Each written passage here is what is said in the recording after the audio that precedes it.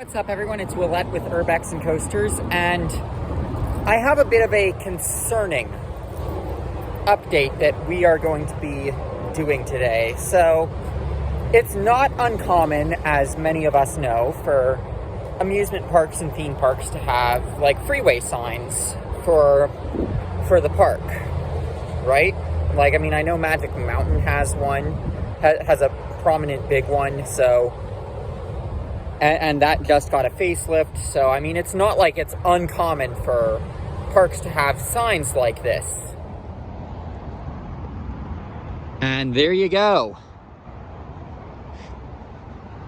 We are walking up to the California's Great America sign, which has had its screens removed. And I will show the Google Maps Street View from a year ago so that you can compare this with the then and now, sort of. But you know, seeing the state of this sign, it's very concerning.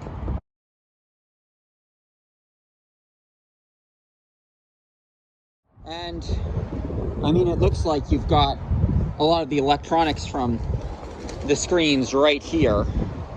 Like an air conditioning unit is in there. Like if a scrapper wanted to come look at the pieces from this sign, they could probably find something, if I'm being honest, that they could use. Here's additional wiring and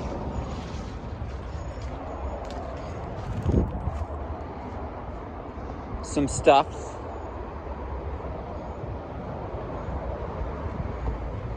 I mean, definitely there could be some valuable stuff here, but like, I mean, it is very worrying. Like, I mean, I'm just gonna say it.